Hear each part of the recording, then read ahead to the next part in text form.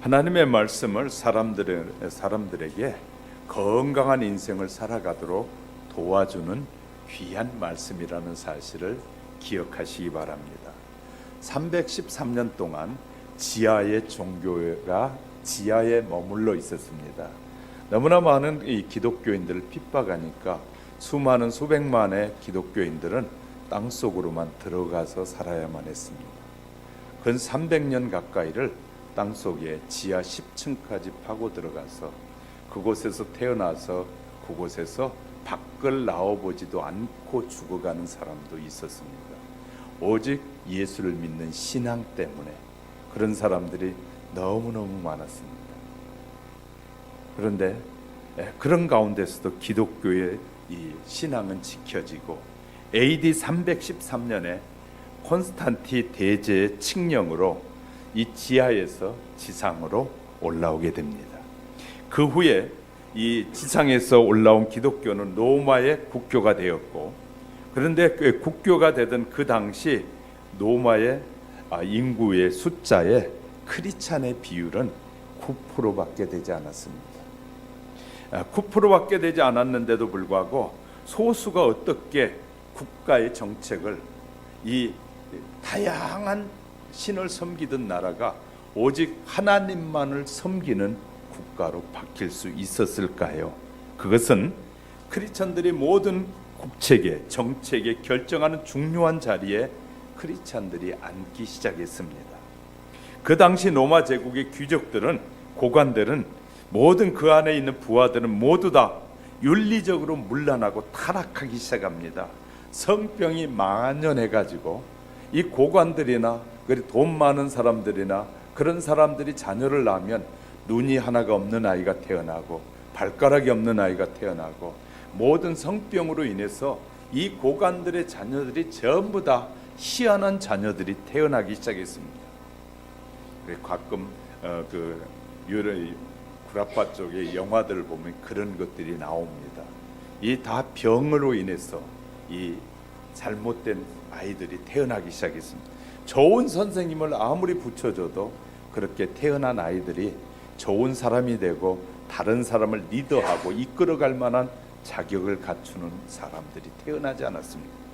그런데 거기에 비해 9%밖에 안 됐던 크리스찬들은, 예수를 믿는 사람들은 하나님께서 우리에게 주신 약속의 말씀은 히브리서 13장 4절의 말씀을 근거로 해서 살게 되는데, 모든 사람은 혼인을 귀히 여기고 침소를 더럽히지 않게 하라. 음행하는 자들과 간음하는 자들은 하나님이 심판하시리라. 이런 하나님의 말씀의 교훈을 듣고 자란 사람들은 음행하지도 않았고, 그 다음에 남의 침소를 더럽히는 그런 짓을 안 하고 살고 있었기 때문에 300년 동안을 살면서 그들에게서 나온 자녀들이 머리가 명석하고 모든 사람들과 대인관계가 좋은 사람들이 많이 태어나기 시작했어요. 그들이 신앙을 가지고 정치, 경제, 사회 이 모든 분야에 들어가서 그들 속에 빛이 됐기 때문에 9%밖에 되지 않았던 이 기독교인들이 로마가 기독교로 바뀌게 되는 그 놀라운 영향력을 발휘하게 됐던 것입니다. 소수의 크리스찬들이 다수의 국민을 지배할 수 있었던 것이죠. 이와 같이 하나님의 자녀들은 하나님의 말씀을 듣고 그 말씀을 따라 자기 관리를 잘하면 하나님은 그런 자를 반드시 축복하신다라고 약속하고 계심을 믿으시기 바랍니다. 오늘 오직 레인들은, 본문에서 레인들은 그 조상의 지파대로 이스라엘 12자손 중에 계수되지 않았다. 그 말은 숫자를 세지 않았다는 것입니다. 이스라엘 자손의 이 처음 난 자는 하나님의 것이라고 했기 때문에 이 레위 사람들은 이 숫자에 들어가지 않는 사람들이었다. 그들은 아론에게 돌려져서 이 아론의 후손이 됐다라고 이 민수기 3장 9절에 말합니다.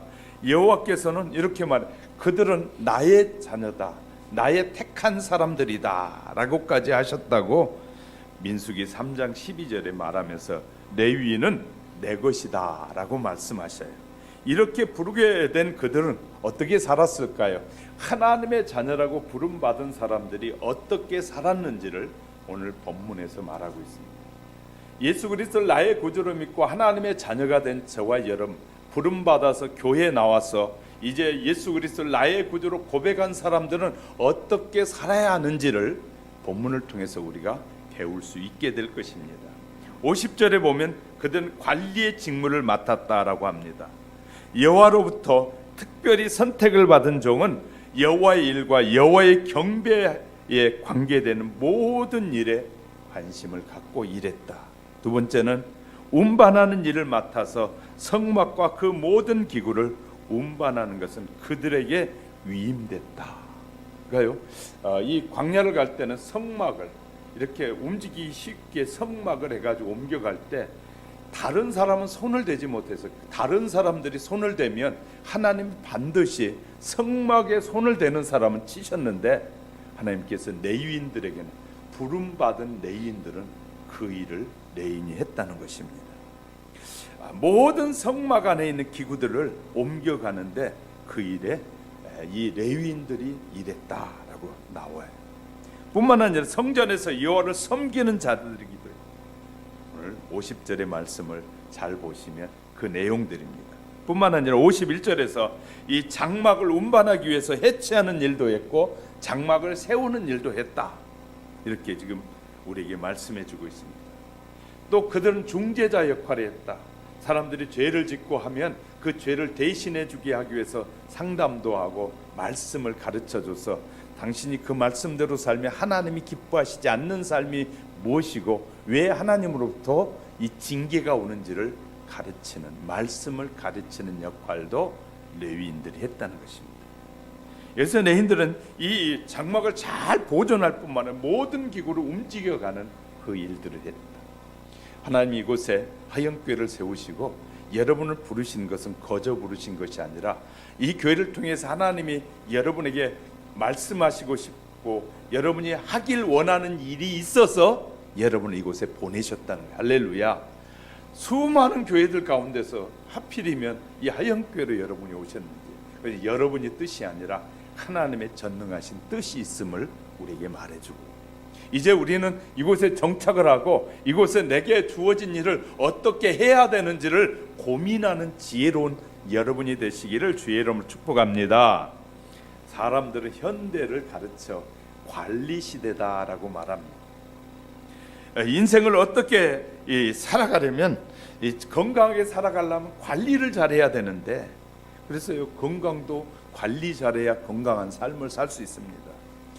집을 가진 자는 집을 관리해야 되고, 자동차가 있는 사람은 자동차를 관리해야 되고, 또 돈을 많이 맡겨주면 돈 관리하는데 가장 힘든 게 돈 관리예요. 그래서요, 부잣집일수록 이 담이 높아지고 담에 철조망이 채워지고 카메라가 많이 달리는 집일수록 돈이 많은 집이에요. 왜? 안 뺏길래니까. 그거 관리하기 위해서 그 일을 하는 것이. 필리핀에 가보니까 필리핀 사람들은 돈이 많으면 그냥 언제 치고 총을 가지고 들어올지 모르니까 뭘 하고 있어요? 경비들을 세워서 총을 든 경비들이 다 슈퍼마켓도 세워져 있고 은행도 세워져 있고, 돈 있는 집은 개인의 경비들을 세우는데 총을 차고 건총을 차고 그렇게 세워져요.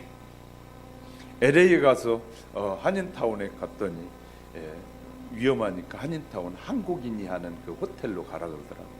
그 호텔에 가니까 건총을 찬 경비들이 쭉 서가지고 대기하고 있어요. 언제 어떤 일이 벌어질지 모르기 때문에. 마침 제가 갔을 그날 밤에는 가까운 곳에 총성이 막 울리더라고요. 저희 군대에서 다 총 쏴봤으니까 총소리인지 무슨 소리인지 알잖아요. 총소리가 울리고 막 그러더라고요. 그러니까 우리는 자기 관리를 어떻게 하느냐가 너무너무 중요한 것이죠. 그럴 때 이런 자기 관리보다 더 중요한 관리가 있다면 무슨 관리냐? 인격의 관리입니다. 많은 사람들은 자기 인격에다 투자를 해야 되는데 인격에 투자하지 않고 다른 것에다 투자하는 경우가 많이 있습니다. 사람 됨됨이가 너무너무 중요한 것입니다. 아무리 돈을 많이 갖고 높은 자리에 있어도 사람을 잡아먹고 사람들에게 엄청난 피해를 주는 사람은 자기 관리가 잘 안 돼 있기 때문에 좀 있는 것 한순간에 빼앗길 수 있다는 사실을 잘 모르는 사람들이 많아요. 우리는 있을 때 관리 잘해야 되고 있을 때 뭐 해야 돼? 조심하고 더 낮아져야 되는데 그렇지 않는 경우가 얼마나 많이 있는지 모릅니다. 인격 관리가 중요한 인격 관리에 돈을 많이 투자하는 사람은 관리가 잘 돼서 그 사람은 그래도 사람들이 보기에도 좋은 사람이 될 수 있습니다. 그런데 또 그보다 인격 관리보다 더 중요한 관리가 있는데 건강 관리입니다. 건강 관리. 자, 정말 이 건강 관리가 얼마나 중요한지 모릅니다. 오늘은 이스라엘은 모두 12지파로 하는데 13지파입니다. 레위인을 빼고 난 12지파라고 하는 거죠. 유독 13지파인 유대인 중에서 레위인들은 하나님으로부터 자기들이 주어졌다는 부름을 받았다는 그 어떤 사명을 가지고 그들이 하나님을 섬겼고 하나님의 전을 섬겼는지를 살펴가는 사이에 저와 여러분 속에 더 큰 은혜가 임하시기를 주님의 이름으로 축복합니다. 첫째는요, 선택된 자녀는 이 물질과 시간 관리가 얼마나 중요한지 모릅니다. 기억합시다. 하나님은 나쁜 사람들을 때로는 쓰시지만 아픈 사람은 사용하지 않는다.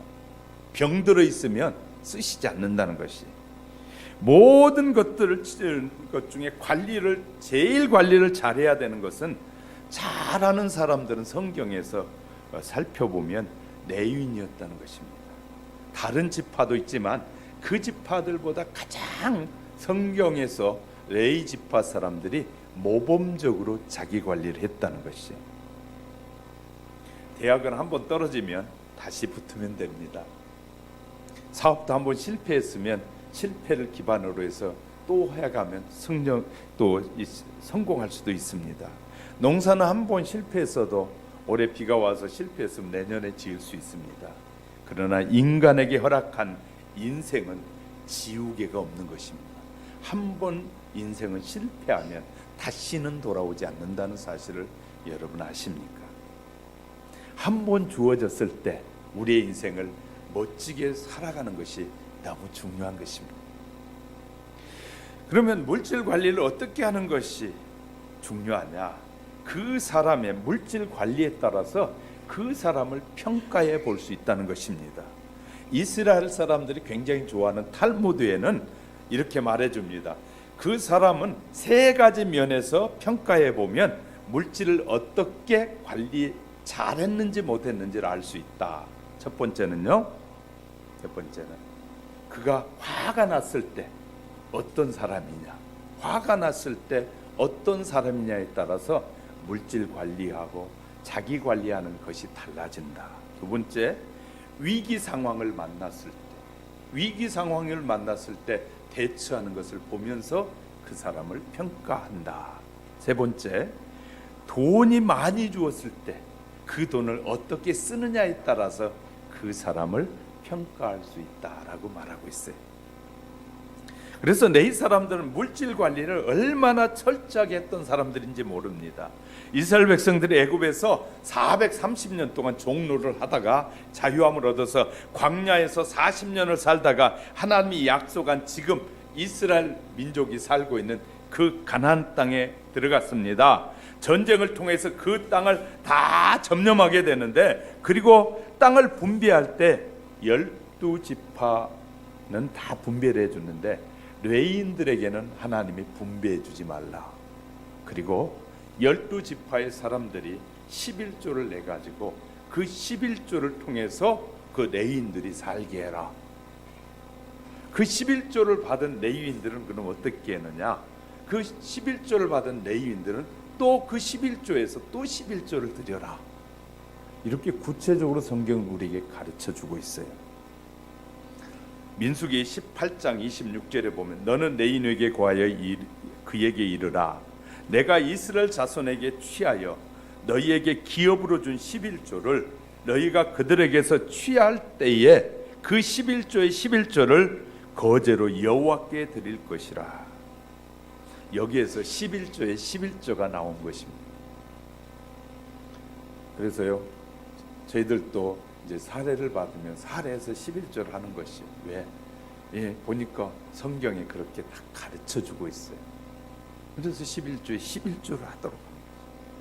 여기에서 11조 물질 관리를 어떻게 하느냐에 따라서 그렇게 그 사람의 인격이 드러난다는 것이에요. 물질 관리를 어떻게 했어요.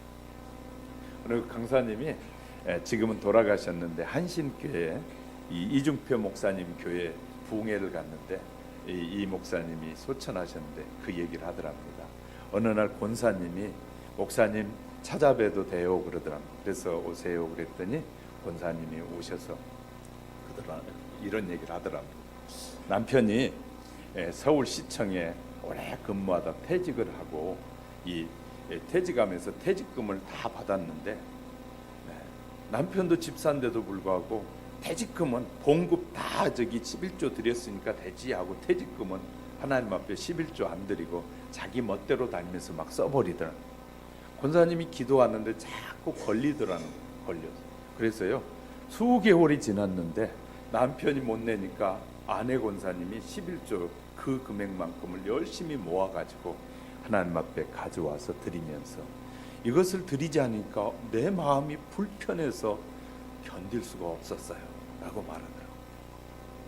하나님의 것을 띄어 먹으면 하나님이 결코 우리에게 평안함을 주시지 않는 거예요.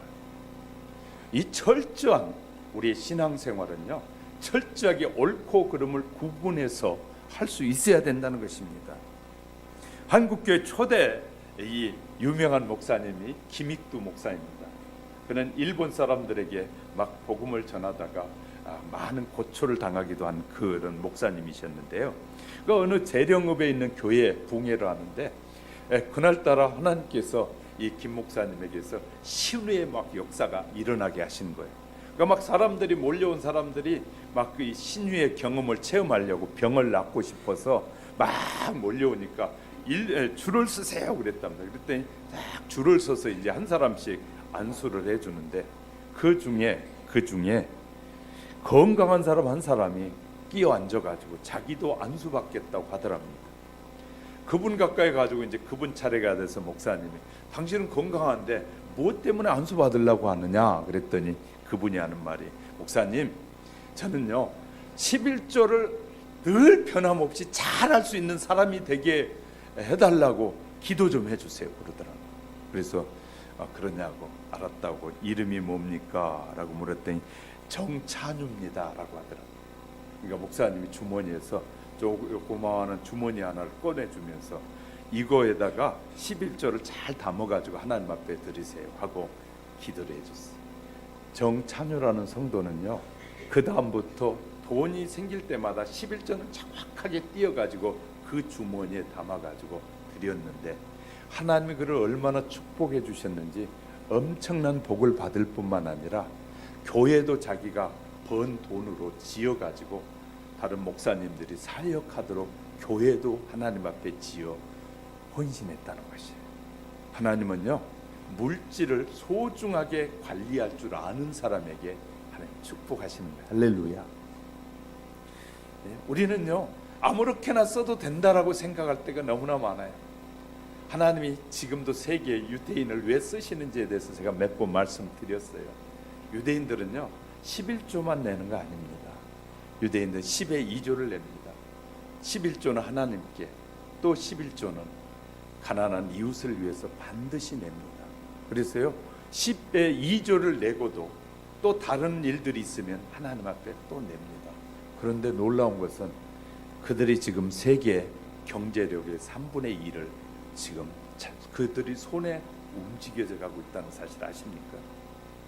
어떤 성도가 이런 얘기를 하더라고요. 11조를 드리면서 6번 놀랬다는 거예요. 11조를 들으면서 6번 놀랬는데 그게 뭐냐 그랬더니요 첫째 11조를 바침으로 자기 신앙이 확고해지더라는 거예요. 하나님이 이 일을 하시는 분이다라는 그런 신앙이 확고해지더라고요. 11조를 하니까. 두 번째, 11조를 드렸더니 나머지가 넉넉하게 살게 되더라는 거예요. 우린 봉급 타서 일반인은 100% 자기가 다 쓰잖아요. 100% 다 써도 모자르는데 놀라운 것은 하나님의 자녀들은 11조를 드려도 늘 부족함이 없다는 거예요. 이게 기적인 것이죠. 그래서 놀랐다는 거예요. 세 번째, 하나님의 사업을 위해서 이 11조뿐만 아니라 하나님의 사업을 한다고 할 때마다 하나님 앞에 계속 드렸는데도 불구하고 그럴 수 있는 능력을 하나님이 주셔서 너무 감사했다.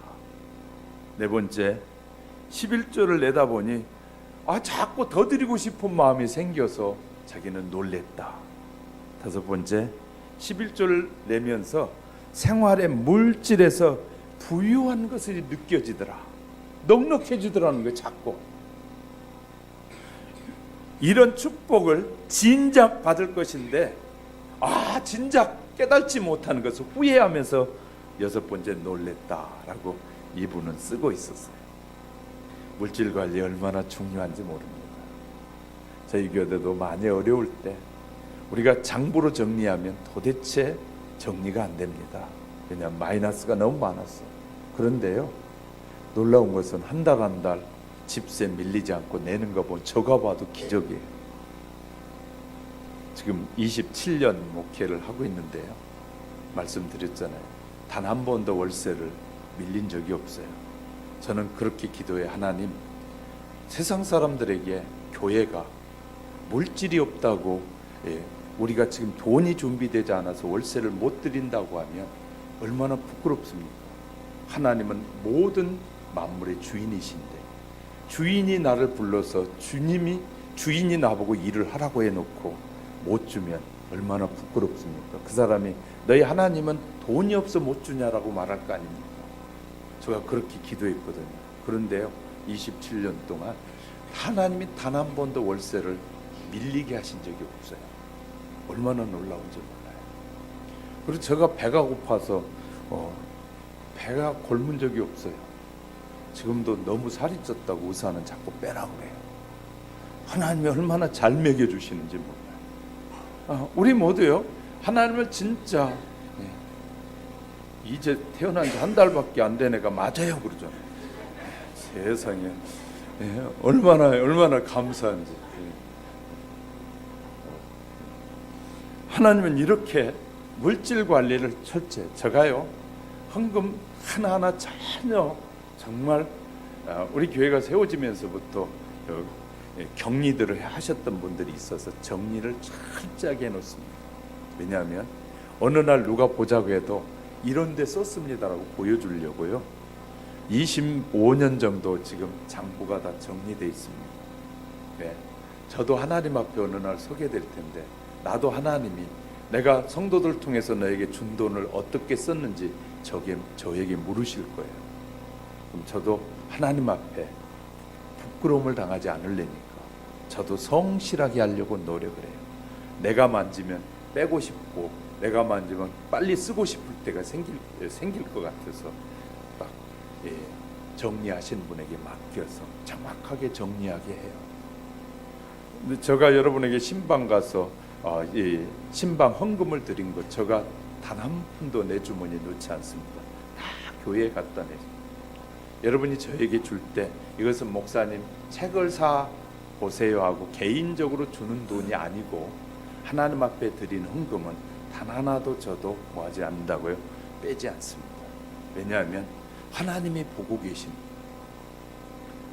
책을 사 보세요 하고 주는 것은 개인적으로 주는 것이니까 쓸 수 있지만 하나님 앞에 헌금으로 드려진 것은 정확하게 하려고 저도 애를 씁니다.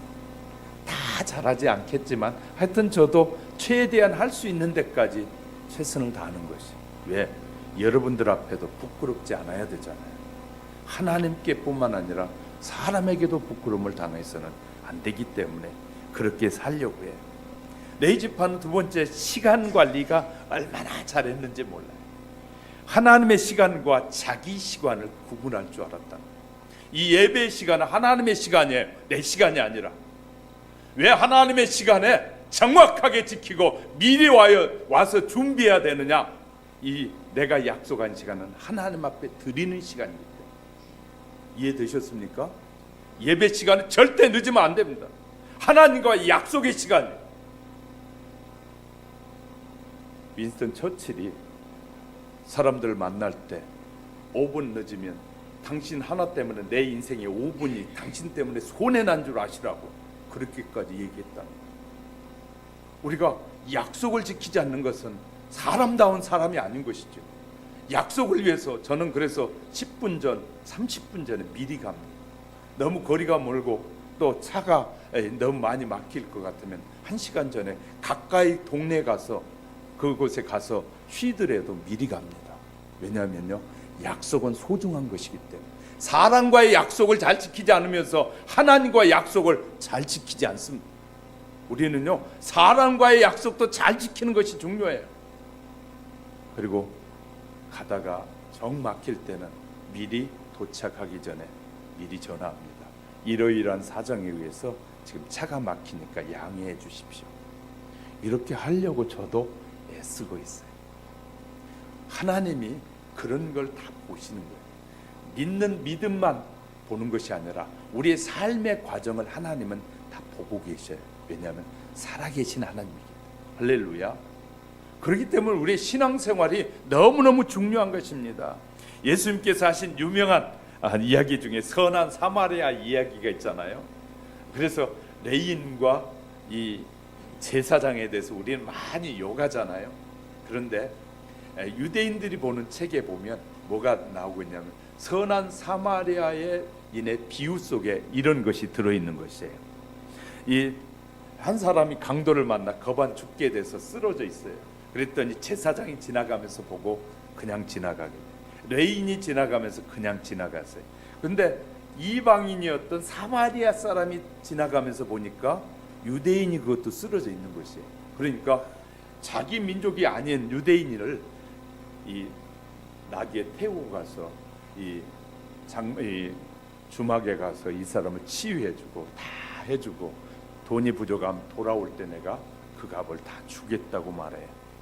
그러니까 이제 많은 사람들이 유대인과 이 제사장이나 레위인들 아주 나쁜 놈이라고 하는데 시간관념에서 보면 이들이 그게 아니라는 것이에요. 뭐냐면요, 제사장이나 레위인이 사람의 시체를 만지게 되면 일주일 동안 성전 안에 들어가지 못합니다. 지금 성전을 향해 가고 있는 사람들이었어요. 제사장도 레위인도 성전을 향해 가고 있는데 지금 거반 죽게 된 사람을 혹시 만져서 이 사람이 죽게 되면 자기는 일주일 동안 성전 안에 들어가서 섬기는 일을 못하는 것이에요. 그래서 제사장과 레위인은 뭐 했다고요? 하나님과 한 약속을 지키려고 가게 된 것이다. 그렇게 말하고 있어요. 우리는요, 상당히 많이 말씀들을 왜곡할 수 있다는 것이 잘 아셔야 됩니다. 자, 레인 지파는 하나님의 일에 대해서 하나님과의 약속은 철저한 사람들이다. 철저한 사람들이다. 왜냐하면 하나님은 우리가 이 시간에 예배 드리겠습니다 그러면 영적으로 미리 오셔서 하나님은 우리의 예배를 받으시려고 준비하고 계셔요. 그런데 많은 사람들은 하나님을 약속을 잘 지키지 않는 것은 하나님을 무시하는 결과예요. 정말 나보다 대통령이 만나자고 하는데 여러분 10분, 20분, 30분 늦게 갈 수 있습니까? 우리나라 대통령도 만나려면 최하 3시간 전에 가야 됩니다. 3시간 전에 가서요, 몸 수색 다 합니다. 여자는 여자가, 남자는 남자가 온몸 수색 다 합니다. 그리고 대기해야 됩니다. 3시간 전에 가야 돼. 그럼 집에서 가려면, 부산에서 오려면 언제부터 와야 돼요? 우리 오금동에서 가려면 1시간 전에는 가야 돼. 그러면 4시간 전에 가야 돼. 세상에 대통령 만나는 것도 4시간 전에 오금동에서 이 청와대 가서 대통령 만나려면 4시간 전에 가는데, 만왕의 왕이시며 우주의 주인이시며 우리의 영원한 생명의 주인이신 하나님을 만나는데 우리가 시간관념이 없다면 정말 하나님의 자녀일까요? 우리는 우리 자신을 돌아봐요. 철저하게 우리 자신을 하나님 앞에 자기 관리가 필요한 것입니다. 시간 관리가 너무 중요한 것이죠. 어느 대학에 있었던 이야기입니다. 시간의 중요성을 강의하기 위해서, 강조하기 위해서, 학생들에게 강조하기 위해서 그 시간의 전문가를, 유명한 전문가를 불렀어요. 전문가가 강의하러 올라오면서 강단에 요만한 큰 항아리 하나를 가져오고 또 돌 뭐 이런 거 여러 가지를 가지고 올라왔어요. 그러더니 청중들이 보는 앞에서 항아리에다 큰 돌들을 넣습니다. 그 다음에 가득 채워졌어요. 이 항아리에 큰 돌들이 가득 채워지니까 강사가 청중을 향해 물어봅니다. 여러분, 이 항아리에 돌이 다 채워졌습니까? 그랬더니 학생들이 네! 대답. 청중들이 그렇게 대답할 때 옆에 있던 주머니에서 자갈을 끄집어내서 그 큰 돌 사이에 자갈을 넣습니다. 한참 들어가서 눈치 빠른 학생들이 이제 두 번째 자갈을 채우고 난 다음에 학생들이 강사가 물어봅니다. 여러분, 가득 채워졌습니까? 그랬더니 학생들이 아니요! 그러는 거예요. 이제는 강사가 모래를 갖다 넣습니다. 모래로 가득 항아리가 채워졌습니다. 근데 강사가 또 물어봅니다. 가득 채워졌습니까? 그러니까 이제 모래로 채워졌으니까 네! 강사는 그때 물을 가져다 다시 붓습니다. 한참 물이 들어갔습니다. 물이 철렁 채워지니까 강사가 청중을 향해 다시 묻습니다. 여러분, 다 채워졌습니까? 예! 제가 무엇을 말하려고 하는 것일까요? 그랬더니 한 학생이 손을 번쩍 들면서 적은 시간도 중요하다는 사실을 말씀하려고 하는 거 아닙니까? 그랬더니 강사가 아니요. 여러분, 시간 적은 쪼가리 시간도 중요한 것이지만 더 중요한 것은 우선순위입니다. 우선순위. 우선순위가 올바로 세워져야 됩니다. 왜냐하면 자갈들을 먼저 넣고 큰 돌을 넣을 수가 없습니다. 모래를 가득 채워놓으면 자갈을 넣을 수가 없습니다. 그런데 반드시 큰 돌부터 넣어야만이 항아리를 가득 채울 수 있기 때문에 우선순위가 우리의 삶에 여러 가지 시간 관리도 중요하고 중요한데 우선순위가 중요하다. 우리는 하나님이 우리에게 주신, 우리를 부르신 그 삶에 대한, 약속에 대한 우선순위가 더 중요합니다. 이해되셨으면 아멘. 농부는 종자 씨앗을 아무리 배가 고파도 먹지 않습니다. 건드리지 않습니다. 어부는 아무리 빚이 많이 져도 배를 팔지 않습니다. 하나님의 사람은 어떤 어려움이 있어도 물질 관리, 시간 관리, 우선순위의 관리를 놓지 않습니다. 하나님의 사람들은 제대로 된, 정말 내가 예수 그리스도 안에서 참 하나님의 사람이 된 사람은 우선순위를 절대 놓지 않습니다. 그 어떤 것보다 삶의 우선순위, 하나님이 우선이어야 됩니다. 할렐루야. 이런 것을 잘 알 줄 아는 사람, 이것이 바로 레위인이었다는 사실을 아십니까? 두 번째, 분명한 자라면, 사명자라면 자기 관리가 너무너무 중요한 것입니다. 하나님은 성도들 부르시고 놀이터에 가서 놀라고 우리를 부르신 것이 아니라 우리를 일터로 보내신 거예요. 모두 다 하나님이 우리를 부르시고 난 다음에 우리 일터로 보내셨어요. 사람마다 다 주어진 사명이 있다는 거 아십니까? 이 세상은 하나님께서 창조하시는데 쓸모없는 것을 만드시지 않았어요. 우리 잘 아셔야. 해변에 있는 모래알도 하나님이 모래알에게 사명을 주셨다는 것이에요. 정말 어려운 문제죠. 이런 일이 있었어요. 어느 선교사가 해외 파송을 됐는데 선교 일을 해보는데 자꾸 걸리는 일들이 생겨 어려운 것이에요. 그러니까 선교사가 너무너무 힘드니까 고국으로 돌아가야겠다, 너무 힘들어 하고 마음이 착잡한 마음으로 해변을 거닐고 있었어요. 그런데 해변을 거닐고 있는데 너무 모래가 아름다운 것이에요. 그러니까 이 선교사가 모래 한 줌을 탁 지으면서 이것을 가져가야지 하고 한 줌을 지었더니 그때 모래가 하는 말이, 선교사님, 나는 이곳에 있을 때 가장 아름답습니다. 가져가시면 아름다움이 사라집니다. 그런 영적인 음성을 선교사가 듣게 돼요. 그런 그 순간에 하나님이 선교사의 깨달음을 줘. 나를 이곳에 보내신 분은 하나님이신데 내가 보내신 일에 충성하지 않고 딴 생각을 하고 있었구나. 그러면서 선교사는 다시 돌아와서 자기에게 주어진 선교의 사명을 목숨을 걸고 잘 마무리했다는 것이. 사랑하는 성도 여러분, 우연이 되어지는 것이 아니라 하나님의 섭리 안에 이루어져 가고 있다는 사실 아십니까?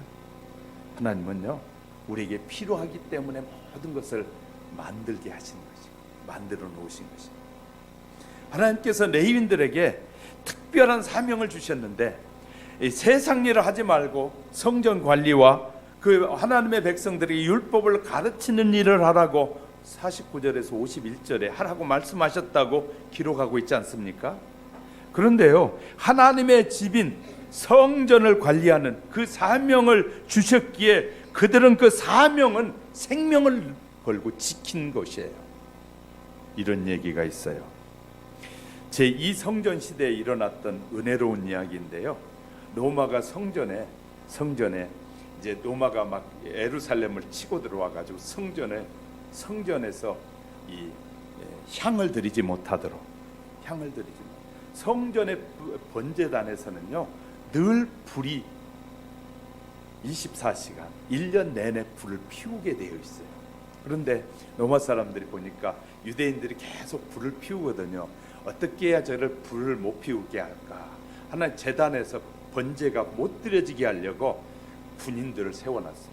성전 주위에다 군인들을 세워놓고 이제 장작이라든지 못 가지고 들어가게 하는 것이에요.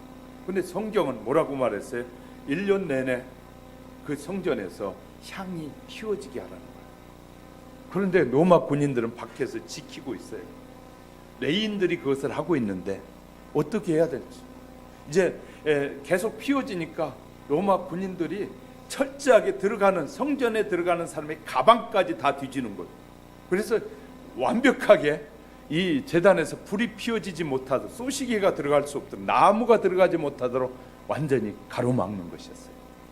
그럼에도 불구하고 1년 내내 그 번제단에서 불이 피어올랐다는 거예요.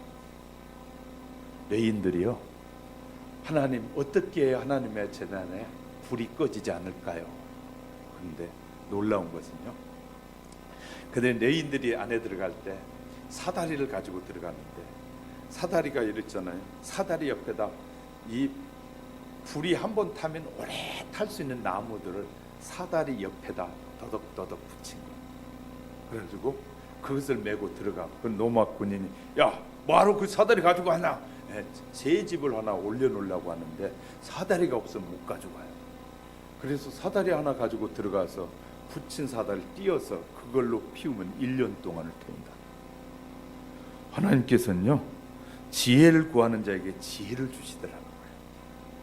그래서 이스라엘 사람들의 가문 중에 분하이 살마이라는 가문이 있는데 바로 이 가문의 레위인들이 분향단에 분향하는 사람들이었어요. 그들은요 자기에게 주어진 사명은 생명을 걸고 뭐였다고요? 하나님 앞에 분향하는 사람. 두 번째, 진설병에 대해 내려오는 이야기가 있어요.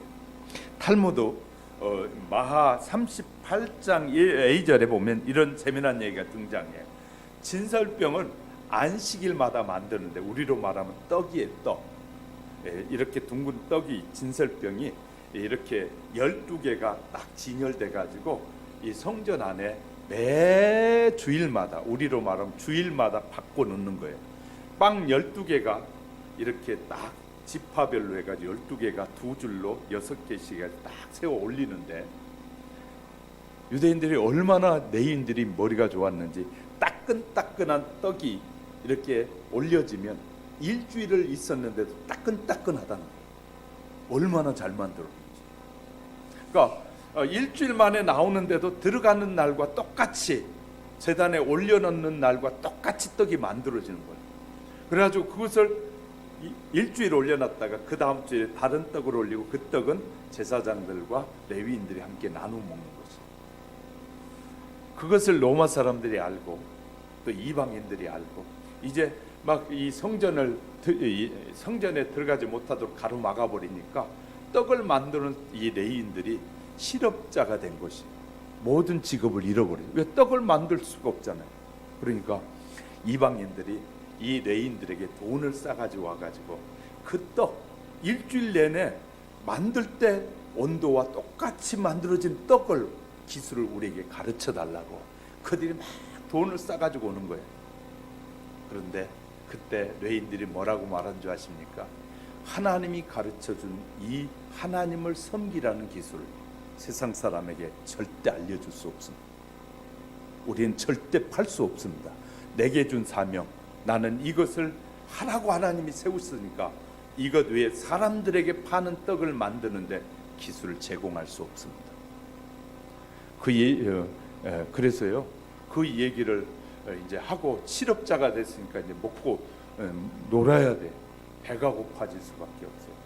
제사장들이 그 소식을 듣고 혹시 레위인들 중에서 떡을 만드는 사람들이 그 떡의 기술을 팔지 않았나 싶어가지고 그 레위인 집을 드나드는 이방인을 따라가서 봤더니 그 사람이 떡을 만드는데 그 떡을 사서 먹어보니까 하나님 앞에 드린 떡과는 다르더라. 기술이 빠져나가지 않았다. 그래서요 제사장들이 모여서 회의를 하면서 그 레위인들에게 그 전에 주던 봉급보다 2배를 주자. 이 레위인들은 떡을 만들 때보다 더 봉급도 많이 받고 놀면서 받았다. 또 이런 얘기도 있어요. 재미나죠? 하나님의 일은요 하나님이 하시는 레인들 중에서요 이 향을 피워 올리는데 이 향을 피워야 되는데 향이요 여러분 이제 저런데 장례식이나 이런 데 가면 향을 피우잖아요. 그러면 바람이 불면 향이 막 이렇게 흔들리잖아요. 놀라운 것은 유대인 레위인이 만든 향은 이렇게 이 제단에서 향을 피우면 향이 바람이 불든 몰든 그대로 올라가는 것이 얼마나 놀라운 것인지 몰라요. 세상에 향은 피우면 바람이 불면 막 이렇게 향이 올라가다 흔들리는데 레위인이 만들어놓은 그 향은 피우면 피울수록 쭉 올라가는데 하나님의 전 위에서 이렇게 쭉 반듯하게 올라가는 거예요. 이방 신을 섬기는 로마 사람들이 자기 신에게도 그렇게 향을 피워드리고 싶은 거예요. 그래서 가서 그 향 기술을 가르쳐 주라 그랬더니 하나님께서 주신 이것은 누구에게도 가르쳐 줄 수 없습니다. 그러니까 로마 사람이 오른손을 칼로 그냥 잘라버렸어요. 가르쳐 주라. 가르쳐 줄 수 없습니다. 왼손을 잘라버렸어요. 손으로 만드는 기술이니까 이제 못 쓰게 하겠다고 잘랐는데 그래도 안 되냐? 안 됩니다. 목을 쳤다는 거예요. 그래도 생명을 내놓고 하나님이 주신 기술을 다른 이방인을 섬기는 일에 쓰여지지 않도록 그들은 그렇게 사명을 감당했다. 얼마나 놀라운지 몰라요.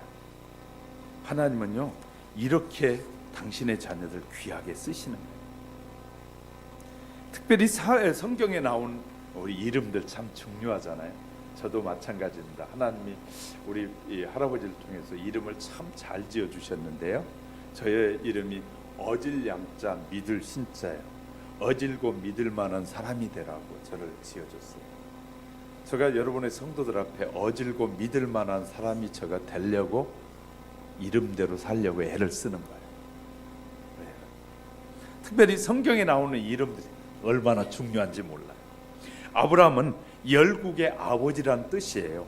그런데 그 열국의 아버지가 돼요. 하나님이 아브라함을 열국의 아버지로 세워요. 사라는 열국의 어머니예요. 이 아브라함의 아내 사라는 열국의 어머니인데 그 이름대로 열국의 어머니가 되고요. 요나의 이름은 비둘기입니다. 비둘기인데 비둘기처럼 느느웨로 날아가서 그들에게 하나님의 심판이 있다는 소식을 전해요. 그래서 니느웨가 구원을 받게 되는 일에 아름답게 쓰여져요. 요수아는 여호와는 구원이시다라는 이름입니다. 그 의미대로 하나님의 구원의 역사에서 요수아가 그의 백성들을 이끌어가면서 하나님의 구원의 약속을 이루어 가셔요. 에스더는 별이라는 뜻을 가지고 있어요. 이름이 별. 그는 별과 같이 빛나는. 그래서 에스더가 이 아닥사스다 왕 앞에 가서 자기가 생명을 내놓고 가서 자기 백성을 살리는 일들이 이스라엘 온 백성들에게는 전해져서 이스라엘의 사람들은 에스더 하면 하늘의 별과 같은 빛난 여인이다 라고 말해요. 아론은 고상하다는 이름을 가지고 있어요. 그런 의미처럼 이스라엘 백성 중에 최고의 고상한 인물이 아론이 되는 것이에요. 아간은, 여러분 아간이라는 이름 하면 잘 알잖아요. 요수아가 함께 들어가서 약속의 땅 들어가서 두 번째 전투에서 아이성 싸움에서 패배하는데 이 아간이 이름이 무슨 뜻이냐, 말썽꾼이라는 이름이에요. 뜻이에요. 말썽을 일으켰어요. 그래가지고 말썽을 일으키더니 자기만 죽는 것이 아니라 자기 가족 전체가 몰살당하는 괴로움을 당하게 돼요. 이렇게요, 우리에게 이름에는 뜻이 담겨져 있는 것을 성경에 보게 됩니다. 레이는 연합이라는 뜻을 가지고 있어요.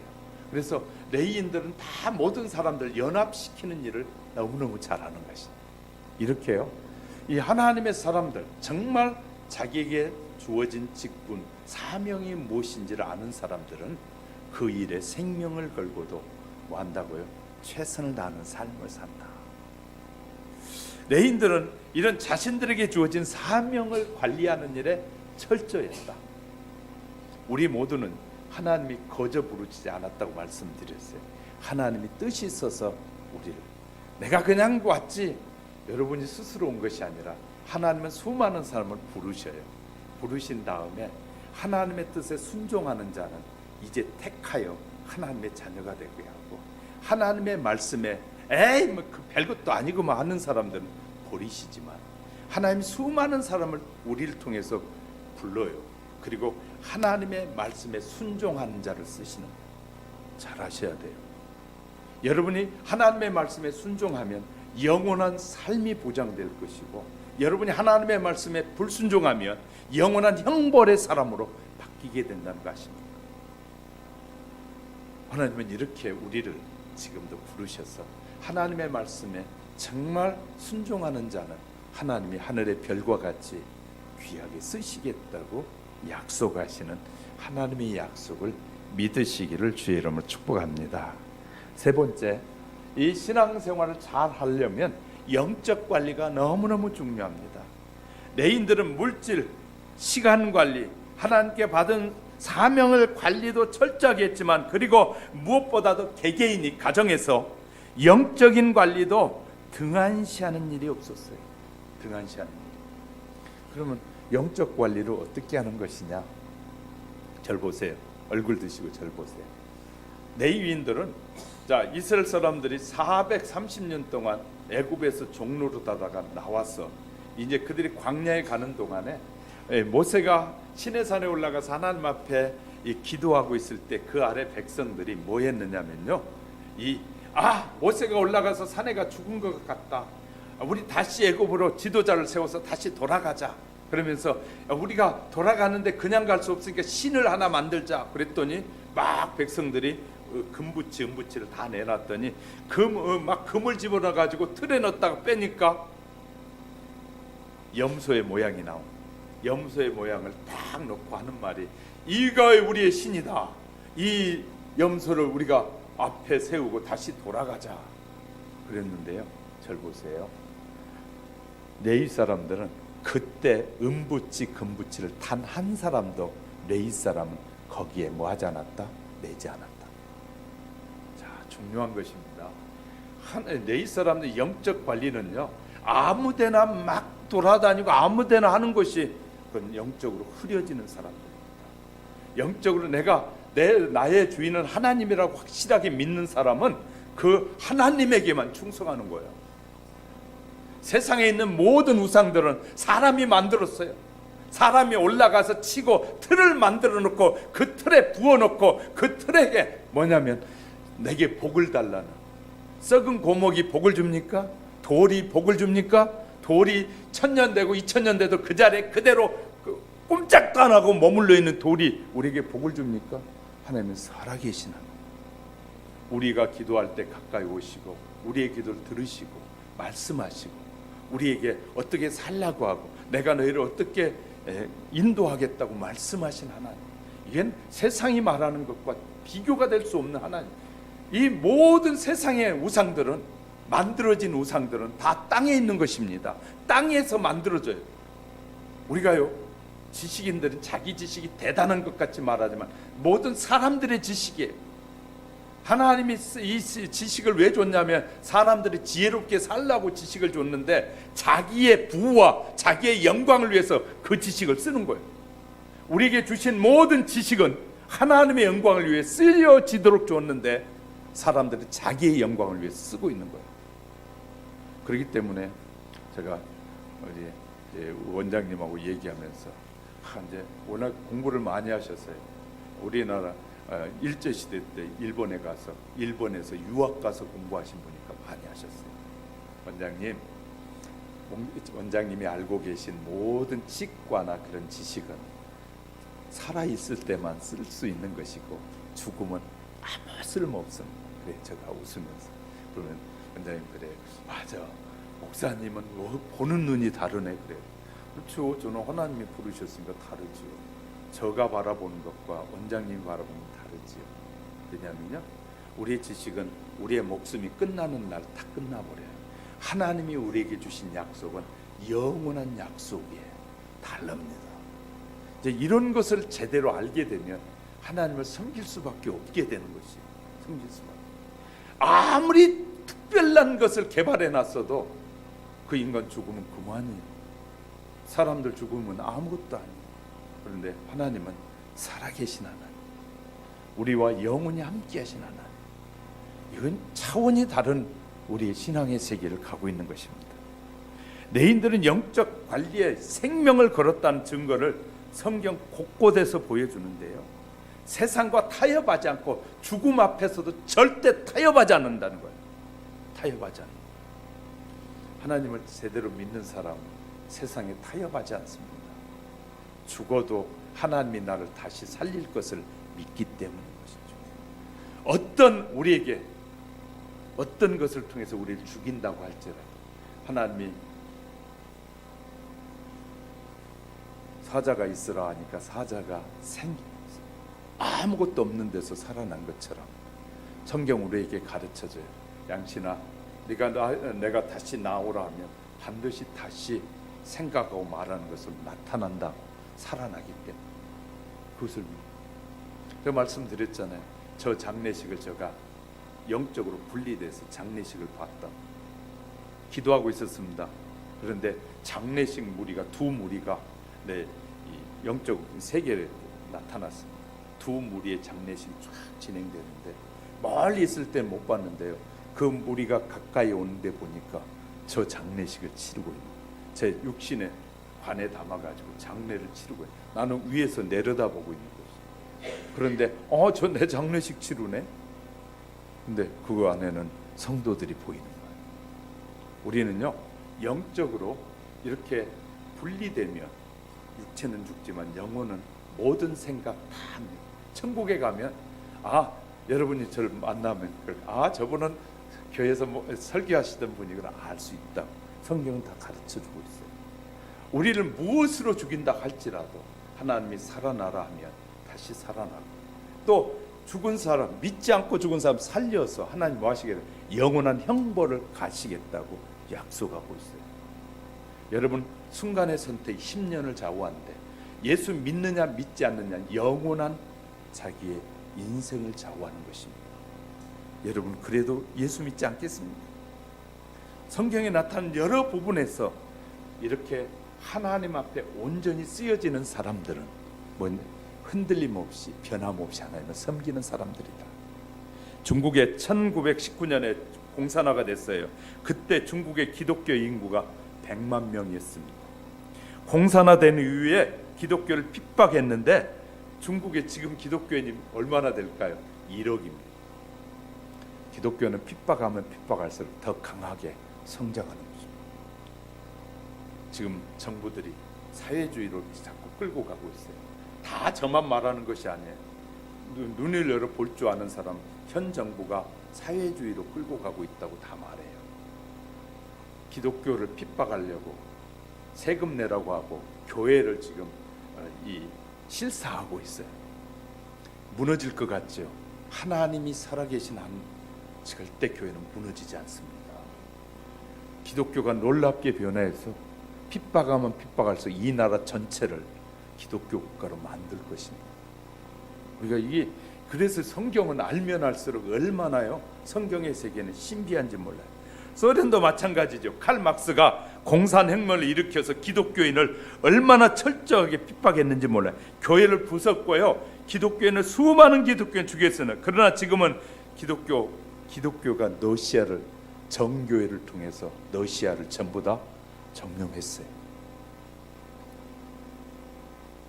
북한은 잘 모르지만 분명한 사실이 있다면 북한에 지하교회가 많이 있습니다. 지금 그들은 여독교도소에 들어가 있는 사람들은 하늘을 믿는, 하늘에 계신 하나님을 믿는다고 해서 그 교도소에 들어가는 예수 믿는 사람들 허리를 펴지 못하게 해서요 90도 각도가 꺾어져 있습니다. 하늘 보면 옆에서 쳐가지고 때려 죽이기도 하고 하기 때문에 예수 믿는 사람, 믿지 않으면 집에 돌려 보내주겠다고 하는데 믿는 사람들은 하늘을 쳐다보지 말라고 해서 허리가 딱 90도로 꺾어져 있어요. 그 사람들은요 죽음을 두려워하지 않고 예수를 믿고 있다는 사실을 아십니다. 지하교회가 북한에 많이 있습니다. 왜냐하면 남한보다 북한에 더 많은 복음이 전해졌기 때문에.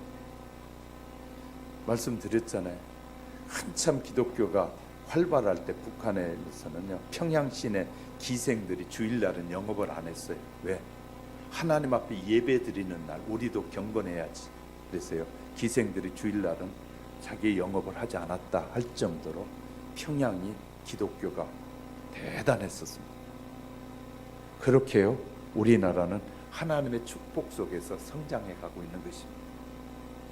오늘 살아가는 성도 여러분, 자 앞으로 우리에게 고난과 환난이 다가온다 할지라도 예수 그리스도를 믿는 그 믿음을, 우리의 믿음의 생활을 포기해서는 안 될 것입니다. 반드시 하나님이 우리를 다시 부활의 신앙으로 살리실 것이고 다시 오신다고 약속하신 그분은 오셔서 심판하시겠다고 분명히 말씀하셨어요. 그 약속이 이루어질 때까지 우리 믿음을 지키고 끝까지 승리하는 우리 하영교회 성도 여러분이 되십시다.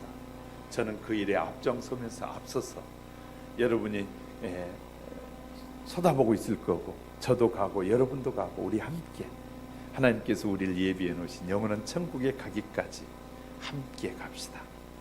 기도합시다.